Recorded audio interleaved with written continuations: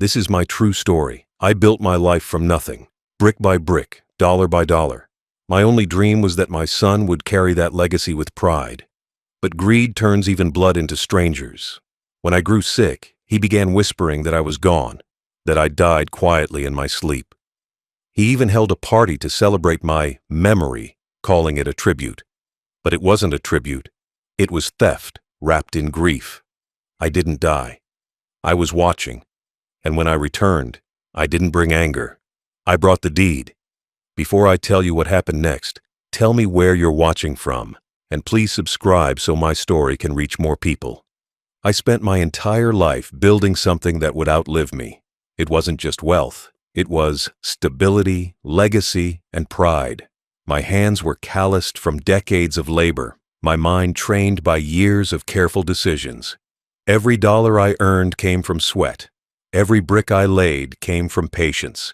I started with a small workshop, nothing more than a shed with a rusted roof, and turned it into a business that kept the lights on for dozens of families. When my son was born, I promised myself he would never know struggle. He grew up in a home filled with warmth and meals that never ran out. I worked late nights so he could study in comfort. I skipped my own dreams so he could chase his. When he graduated, I felt proud enough to forget the sleepless nights, the backaches, and the rejections. I thought, it was all worth it. I gave him my last name with honor and my business with trust. The company bore our family name, and I believed he would protect it the same way I once protected him from the cold. Every time he made a small success, I felt like I had lived another year longer. It wasn't about money anymore. It was about legacy, the idea that something I built would keep my memory alive long after I was gone. I made sure he never felt the hunger I did in my youth. I told myself that my sacrifice was love, that giving him everything was the right thing to do. When he bought his first car, I was the one who paid half. When he opened his first office, I was the one who signed the guarantee. I thought I was teaching him gratitude, but I was teaching him entitlement. As I grew older, I worked less but stayed close to the business. I still checked accounts, still met old clients, still shook hands with people who'd known me for years. They respected me, not for my title, but for my honesty. My son had the education I never had, but he didn't understand the one thing I lived by: honor. He wanted quick results, easy victories. To him, patience looked like weakness. Still, I believed in him. Every father wants to. I looked at him and saw not what he was, but what I hoped he'd become. I ignored the arrogance that came with success, the impatience that followed youth. I thought, he's still learning. But love blinds men in cruel ways. The same hands that built everything slowly became invisible to him. He saw my age as a burden, not a badge. He thought I was in his way, not the reason there was a path at all. When I grew ill, I expected care. Not much, just a little kindness, a warm meal, a conversation. Instead, I received distance. Calls went unanswered, visits became short, and my own office door started closing quietly behind me when I entered. He was already moving on, already imagining a future without me. Still, I didn't complain. I told myself this was how life worked. Children move forward, and parents fade into the background. I accepted it, until the day I realized he wasn't waiting for time to take me. He was planning to erase me himself. He didn't want my guidance anymore. He wanted my name, my assets, my company. And he wanted them now, not after my last breath. I didn't see it coming, not because he was clever, but because I refused to believe my own son could treat my life like a stepping stone. For all the years I'd worked, I never imagined the one person I'd built everything for would be the one to bury me, not in the ground, but in lies. I had taught him the value of hard work, but he learned only the shortcut to greed. That's when I realized something painful yet clear.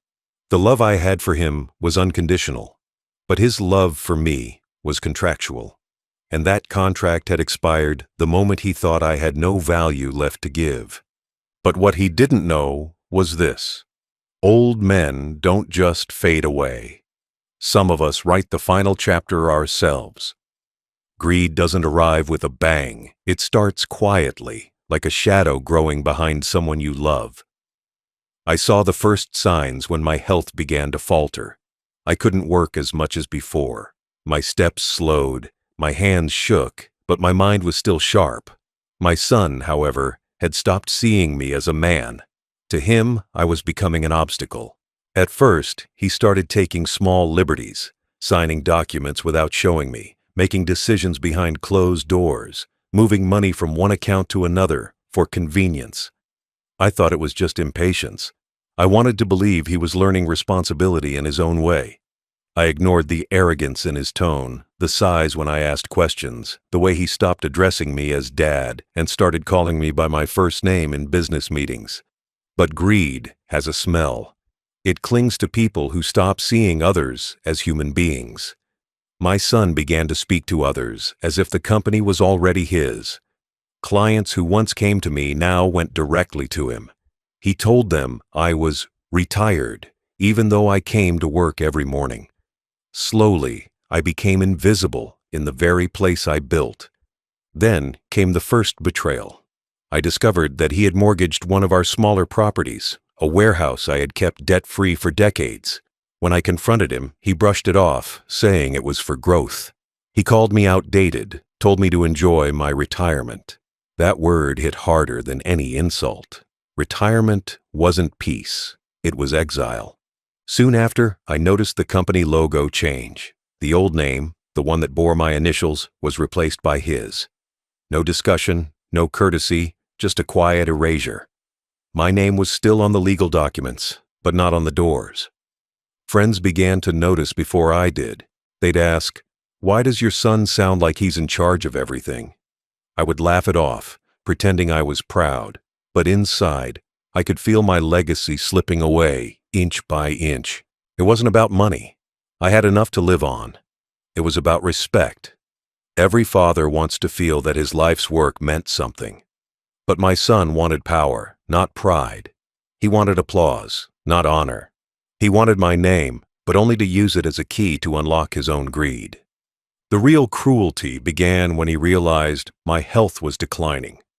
He stopped visiting as often, except to ask for signatures. He brought me papers, contracts, insurance forms, always with a smile that didn't reach his eyes. I signed most of them out of trust. I didn't read every page. My vision was weak and my faith was strong. But faith can be fatal when it's misplaced. One morning, a close friend from the bank called me privately. He said, "You might want to look at this. Your son's been moving assets into his name." My chest tightened. I went through my files and saw the truth staring back at me. He had transferred shares, property rights, even insurance beneficiaries, all under the claim that I was no longer of sound mind. That's when I realized the depth of his greed. He wasn't just impatient for inheritance. He was preparing to erase me completely. I wasn't supposed to find out. I was supposed to die quietly, leaving him everything he hadn't earned. But the universe has a strange way of showing mercy. The next day, a neighbor brought me a newspaper. He looked pale. On the front page was a small column, an announcement for a memorial service. My own name, my photo, my obituary, printed neatly under the words, "In loving memory." My son had declared me dead, publicly. The words didn't feel real. My eyes scanned the page again and again. The date, the location, even the time, all arranged for a service I was never invited to. It wasn't just greed anymore. It was murder without blood. I sat in my chair for hours, the paper trembling in my hands. There's a certain silence that comes with betrayal, a hollow ringing that fills your ears and stays. I thought of every night I'd worked late so he could eat, every bill I'd paid, every lesson I'd taught, every ounce of love I'd given, all of it repaid with an obituary. That day I buried something too, not my body, but my faith in him. He thought he could end my story with a notice in the paper. What he didn't know was that he'd just written the beginning of his own downfall. The morning of my death arrived before I even knew I had one. The sun was warm, the world was alive, and yet the newspaper on my porch carried my name among the dead. My neighbor, an old friend from down the street, brought it over with trembling hands. He couldn't meet my eyes. He simply said, "I'm so sorry for your loss," before realizing I was standing right there, alive. I looked down at the obituary. My face was there, my birth year, the city I'd built my business in, even a short paragraph describing my legacy. My son's name appeared underneath as the one honoring my memory. I read it again and again, hoping it was a misprint, a cruel joke.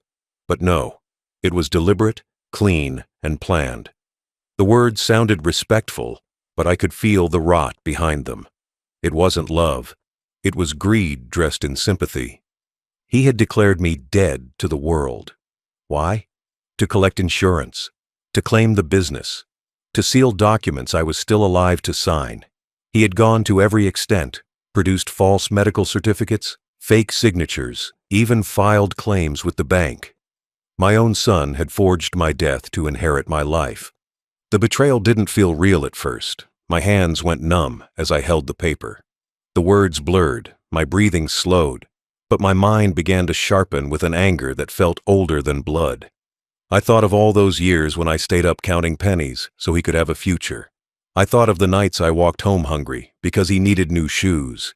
Every sacrifice replayed in my mind like a cruel film, ending with his smiling face above my obituary. Later that afternoon, I walked past the office that used to bear my name. The signboard had changed. It was now written under his name alone. There were flowers at the reception desk, candles lit under my photograph, and guests dressed in black entering the conference room. My employees, people I had mentored, were whispering condolences to him. I stood across the street, invisible, watching my own memorial unfold while I was still breathing. He had done it perfectly. Even the obituary included a note about a memorial service and business handover ceremony. It was a lie so polished that it gleamed. That was when I realized he didn't just want me gone, he wanted me forgotten.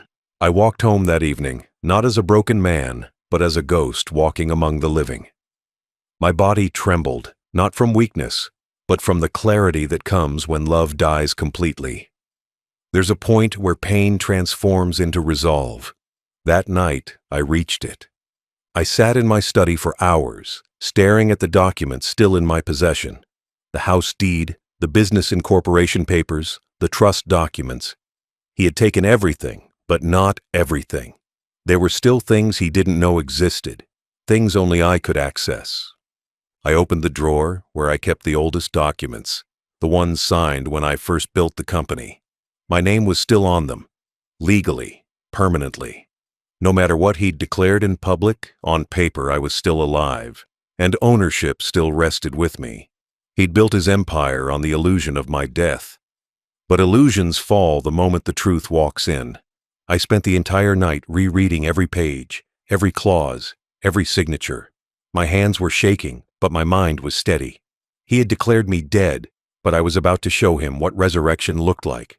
I called my lawyer the next morning, an old friend who thought he was speaking to a ghost. When I explained everything, there was silence, then a quiet laugh. "You're not dead," he said. "Then let's make sure your son's career is." Together, we drew up documents, prepared legal notices, froze bank accounts, and reactivated titles. Every move was silent, precise, and lawful. I didn't want chaos. I wanted justice. While he sent invitations for my memorial party, I sent notices to the court. While he wrote speeches about my legacy, I rewrote his future in legal ink. I made sure the papers would be served the same night as his celebration. He thought he'd buried me, but I was already digging out, with a pen sharper than any blade. That night was the longest of my life. The silence inside the house was heavy, almost suffocating. Every corner seemed to whisper betrayal. I sat in the same armchair where I once held my son as a baby. Back then, that chair had carried moments of laughter and comfort. Now, it held the weight of disbelief. My hands trembled as I traced the wrinkles in the leather, thinking of the years that had passed. Years that had built everything he now tried to steal. The candles flickered faintly on the desk, their shadows stretching long across the walls. I didn't cry. I couldn't. My heart was beyond tears. It had turned to stone. I replayed everything in my mind, from the day I gave him his first toy car to the moment he took control of the company. Each memory that once warmed me now burned. Every smile felt like a lie, every hug a mask. I had raised my own betrayer, and that thought tore deeper than any wound. He had celebrated my death before I'd even stopped breathing. That was the truth I had to swallow. He didn't just want my house or my company, he wanted my place in the world. I understood now that greed wasn't born overnight. It had been growing quietly, like mold under the surface, spreading until it consumed him entirely. For hours, I sat surrounded by documents and photographs. My wife's picture was beside me, her kind eyes seeming to watch from another time. I whispered to her in my head, asking, "Did we raise him wrong?" But no answer came, only the creak of the old clock marking each minute of betrayal. That's when my thoughts changed from grief to clarity. If I stayed broken, he would win twice. First, by stealing my name, and second, by destroying my spirit. But I wasn't dead. Not in body, not in mind. And as long as I was alive, I still had something he couldn't fake. Truth. I took a notebook from the shelf, one I used years ago to record expenses, and started writing. Not numbers this time, but a plan. A map out of the grave he had dug for me. I listed every property, every account, every asset. Then I circled what still legally belonged to me. Even after his lies, even after the forged papers, there were things he couldn't touch, because they were tied to my name, my signature, my history. The more I wrote, the calmer I became. Rage turned into focus. Betrayal became direction. I understood now that fighting him with words or anger would mean nothing, but using the system he had abused against him, that would be justice. I drafted the timeline, each step that led to this moment. The loans he took, the properties he moved, the forged documents he filed. My years in business had taught me something he'd never learned. Paperwork is power, and I still knew how to wield it. At one point, I stood and walked to the window. Outside, the sky was black and still. The city slept while I planned the resurrection of a man who was supposed to be dead. Somewhere across town, my son was preparing for his grand memorial, no doubt rehearsing his speech about the father who had left him a great legacy. A bitter smile touched my lips. Let him rehearse. Let him celebrate. Let him toast to a death that never happened. Because when he raised his glass that night, I'd be raising something stronger. Proof. I stayed awake till dawn, organizing every file, every letter, every piece of evidence. I didn't eat. I didn't drink. I just prepared. The longer I worked, the lighter I felt, as if the betrayal had burned away all weakness. By sunrise, I wasn't the grieving father anymore. I was a man with a mission. When the first light broke through the curtains, I took a deep breath. I looked at the papers stacked neatly before me. My lawyer would have what he needed. My son's lies would unravel piece by piece. He thought he'd buried me for good, but he'd forgotten one thing. Dead men can't fight back, but I wasn't dead. I folded my obituary and placed it in the drawer beside my will. Keep this, I thought. It'll remind him what happens when you try to bury someone who taught you how to dig. And then, for the first time in months, I felt peace. Not the kind that comes from forgiveness, but the kind that comes from clarity. My son had written my ending, but I was going to write his in ink he could never wash away. Morning came quietly, but I was already awake, sitting at the table surrounded by papers that told the story of both my life and my betrayal. The sun filtered through the curtains, touching the dust that floated in the air. It felt like time had paused, just long enough for me to take control again. My hands no longer trembled. Every signature, every seal, every document before me now looked like weapons sharpened by truth. The first thing I did was make 3 copies of everything: birth certificates, property deeds, business contracts, and insurance statements. I had learned long ago that when money is involved, paper speaks louder than words. My son had tried to erase me with false papers. I would bring him down with real ones. I placed all original documents in a locked briefcase and drove straight to my lawyer's office. He was an old friend, one who had seen my rise and fall. When he opened the door and saw me standing there, his jaw went slack. "I thought," he began, but I raised my hand. "So did everyone," I said, calm but cold. Inside, we sat together for hours. I explained everything, from the obituary to the false insurance claims.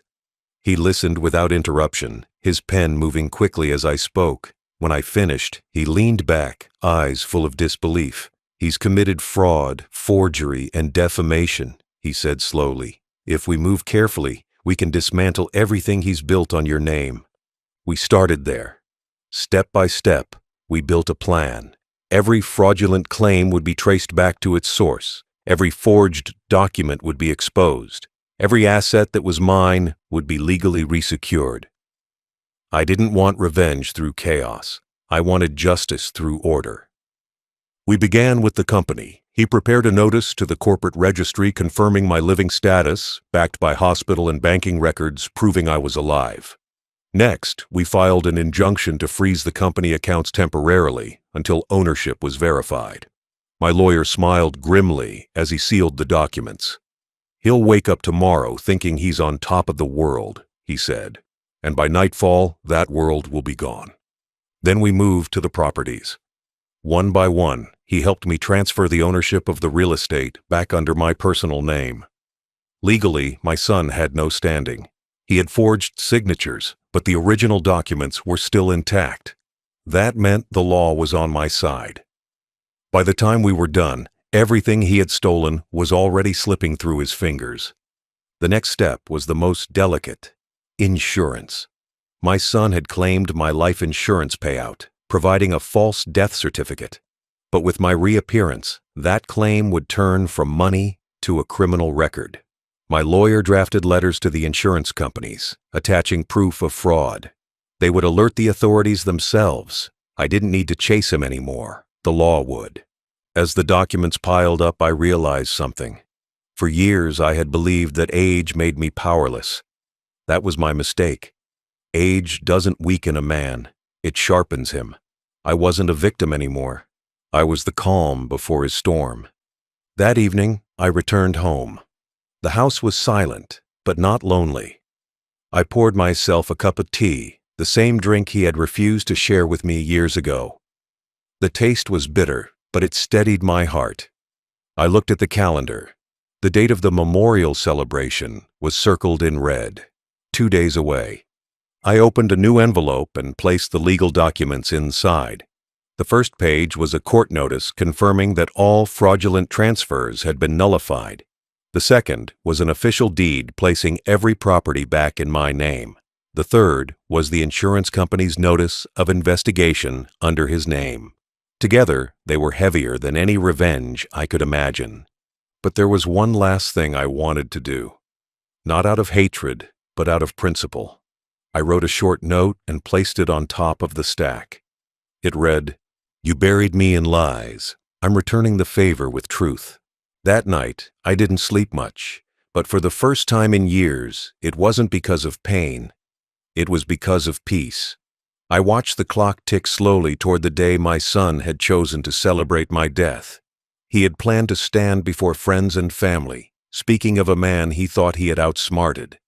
But I would walk into that room alive, holding the papers that proved what kind of man he truly was. I folded the envelope neatly, placed it beside my cane, and stared at it until sunrise. It wasn't just paper. It was my redemption.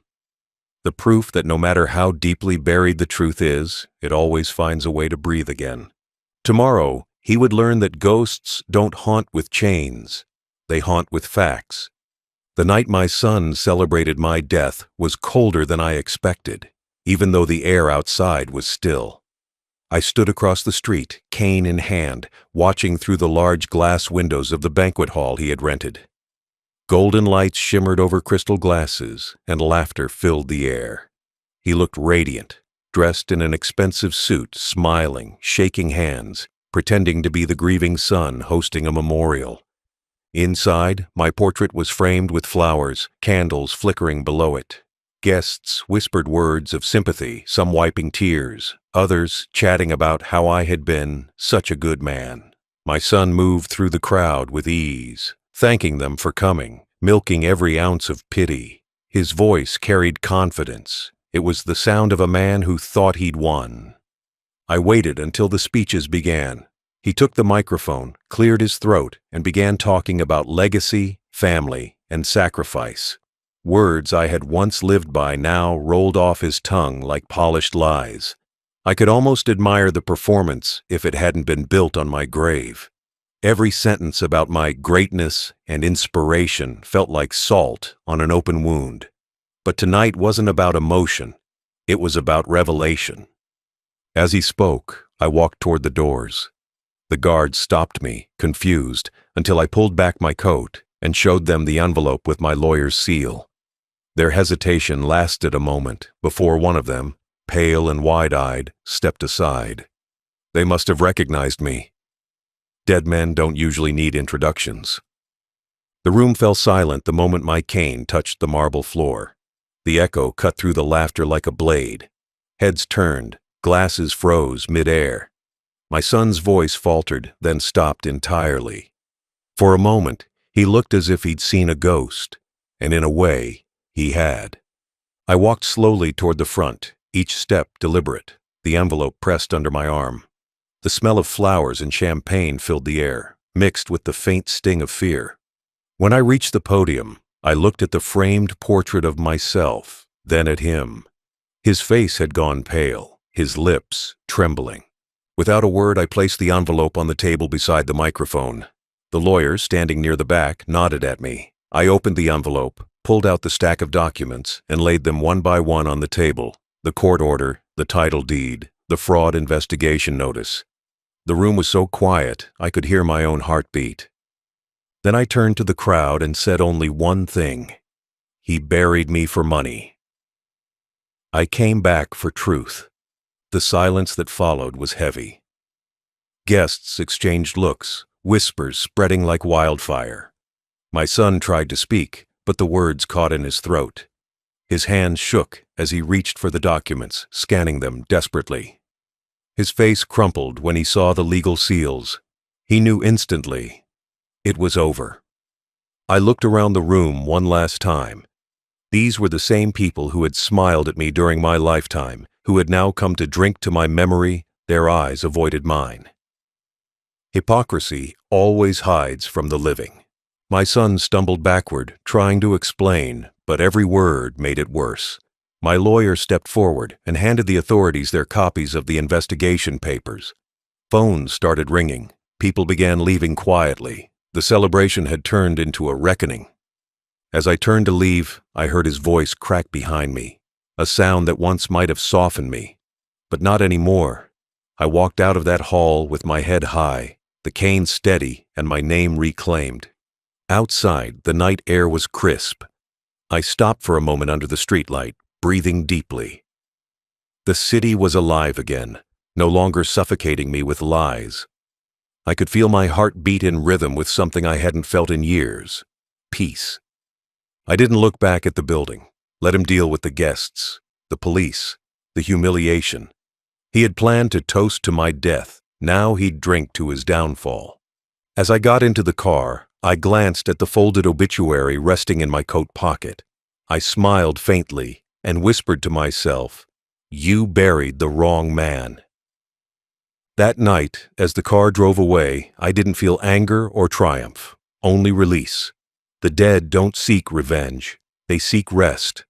And for the first time in a long while, I felt alive enough to finally rest easy. The moment I stepped out of that hall, the echo of stunned silence still followed me. Inside, the once lively music had died mid-note. I could almost feel the confusion and panic settling behind those glass doors.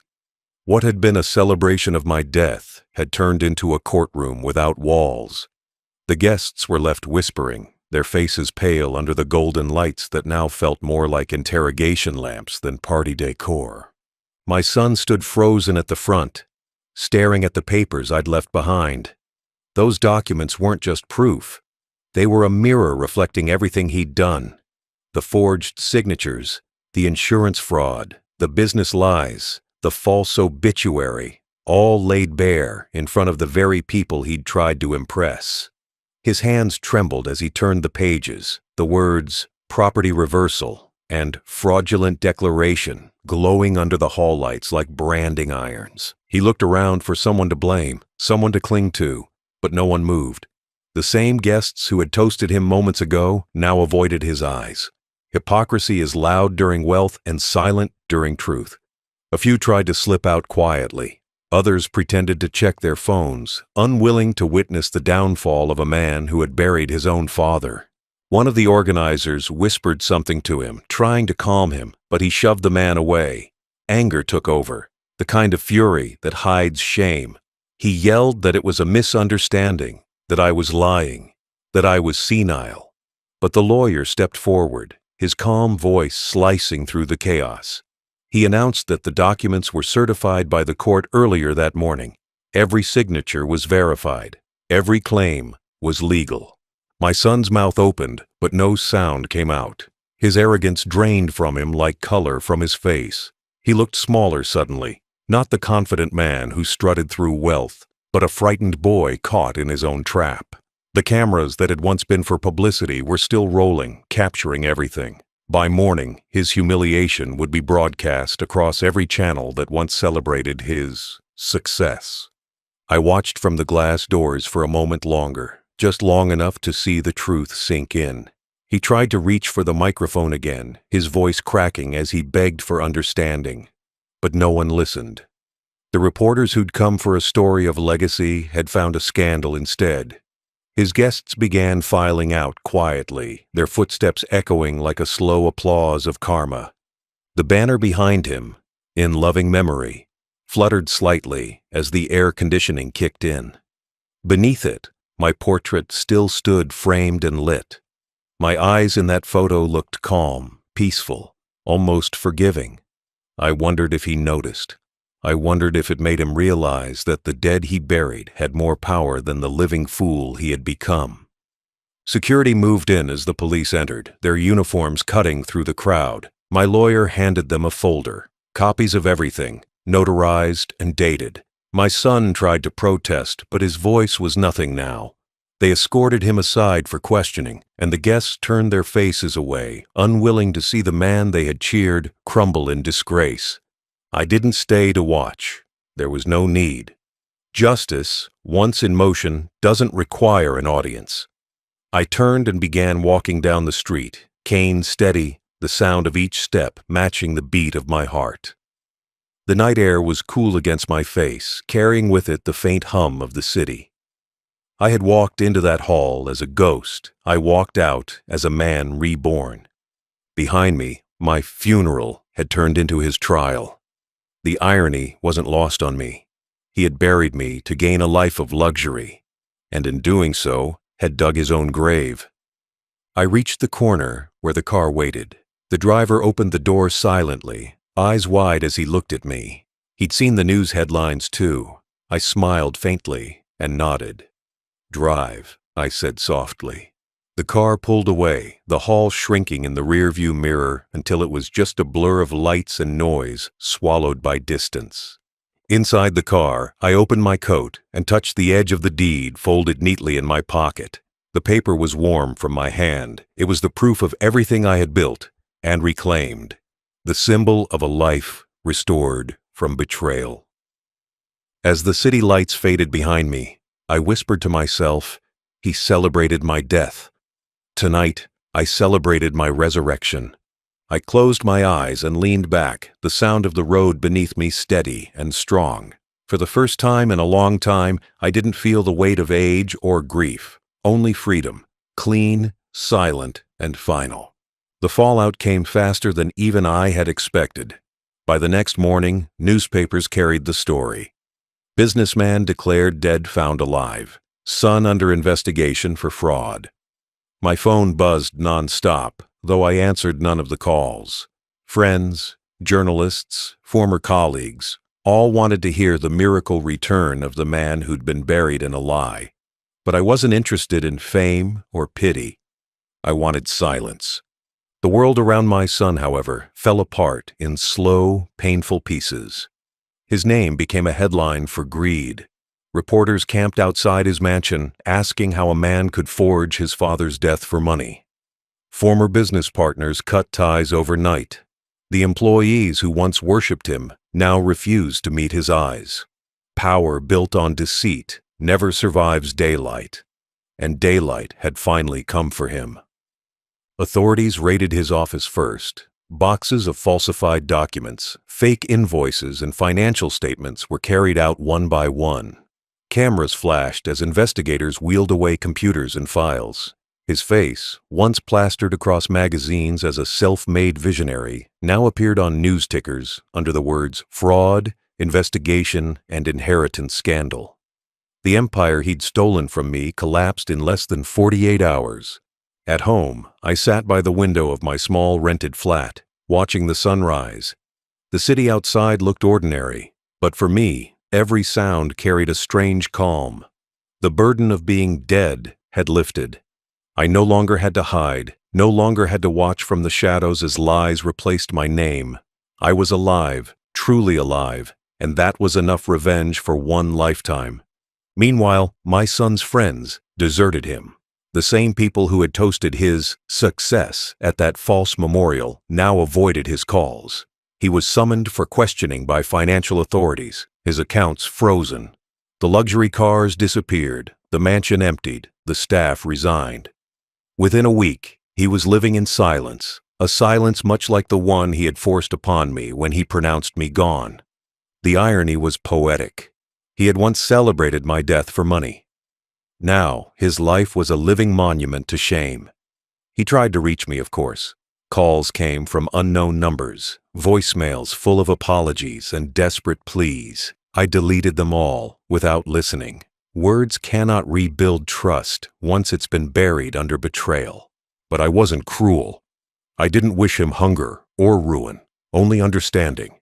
Some lessons can't be taught through lectures. They need to be lived through loss. So I left him with what he had earned, not destruction, but distance. That was the harshest truth of all, the absence of forgiveness. Days turned into weeks. Investigations expanded. He faced court hearings, public humiliation, and the quiet sting of abandonment. Every time he stood before the camera, pale and trembling, I saw the boy I had raised, once innocent, now lost in the fog of his own greed. My heart hurt for the father I had once been, but not for the man he had become. I never showed up to the hearings.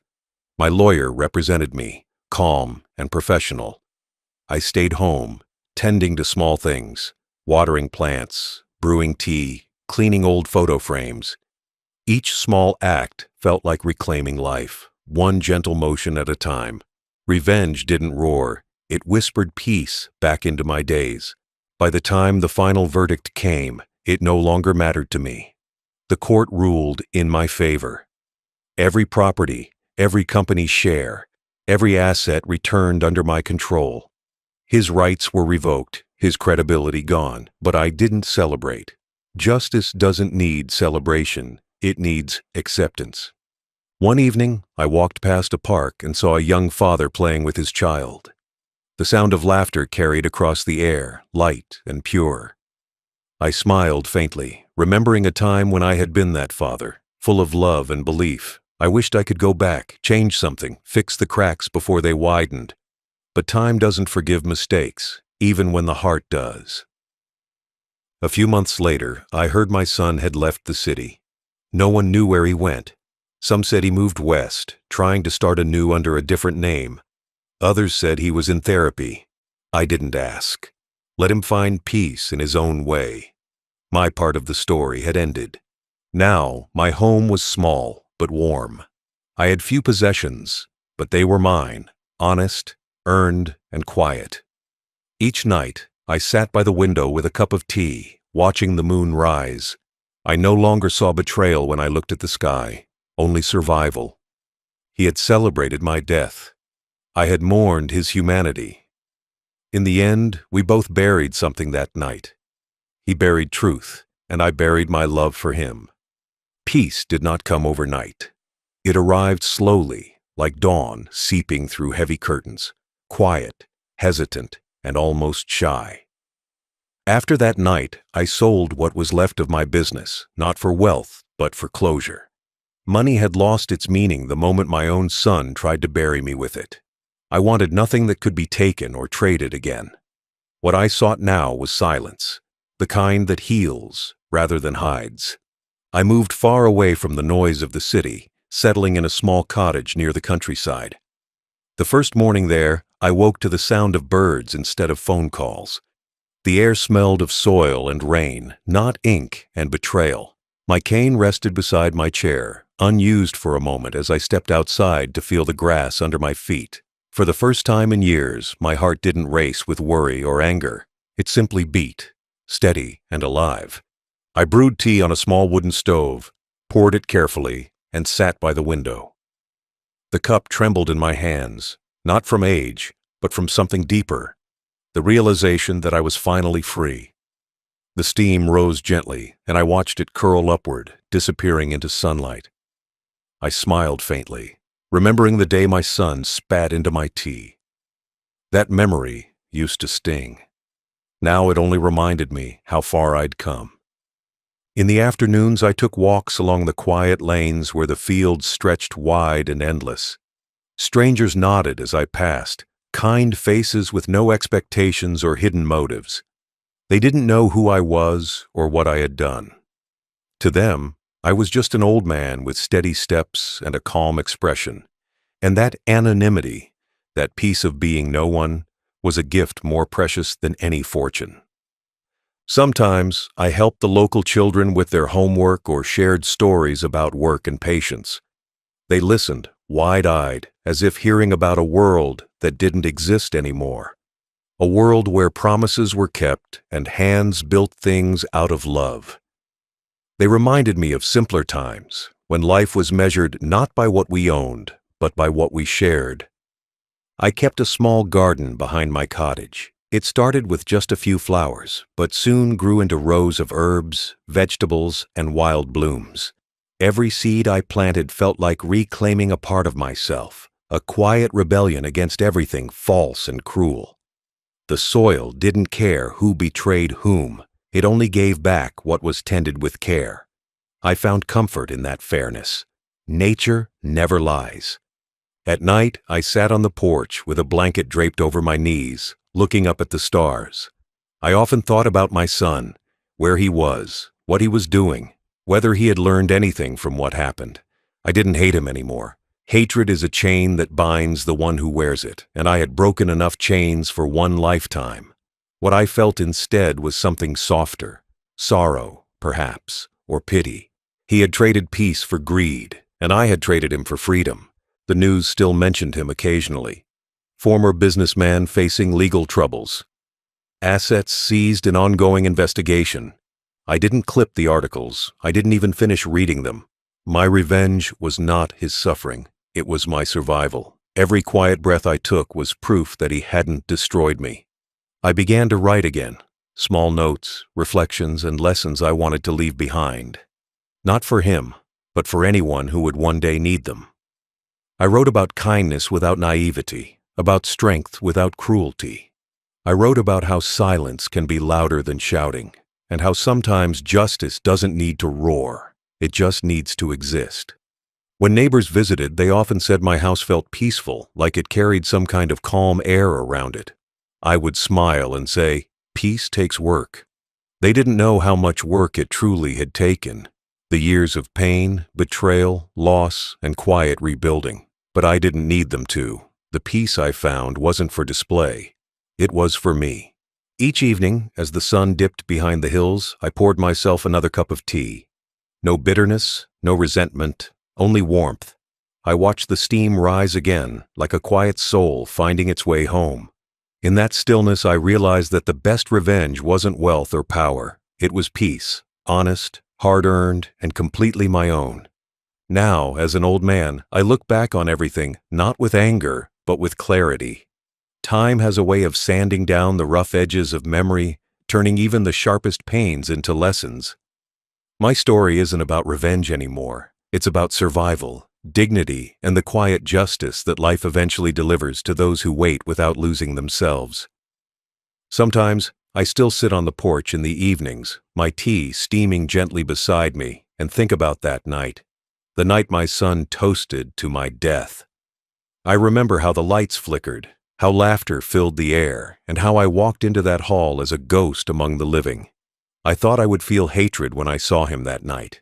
Instead, what I felt was sadness, because beneath the greed, beneath the arrogance, I could still see the little boy I once carried on my shoulders, cheering for life. Somewhere along the way, he had traded warmth for wealth, love for vanity, truth for lies, and that exchange had cost him everything. The older I've grown, the more I've realized something important. Wealth can buy almost anything, but it cannot buy respect once it's lost. It cannot buy sleep when guilt fills the night. It cannot buy back the hand that once reached out to feed it. My son learned that too late, but he learned it. And perhaps that's enough. Life has its own strange way of teaching those who refuse to listen. I've been asked many times if I ever forgave him. The truth is, forgiveness isn't a single act. It's a long road. There are days when my heart feels light and I can think of him without bitterness.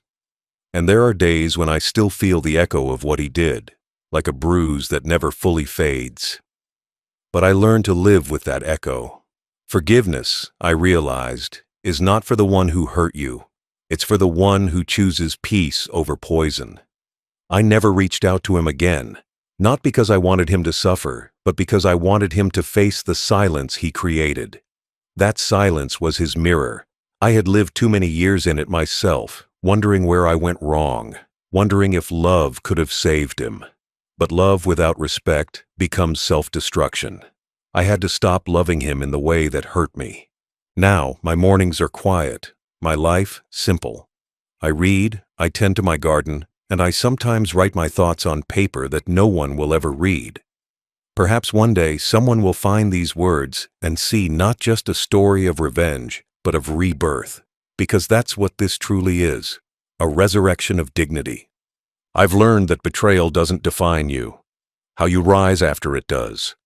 When you lose everything, you learn the true weight of peace. It's lighter than gold, softer than forgiveness, and more precious than victory. I used to think revenge was power, but power fades, peace endures.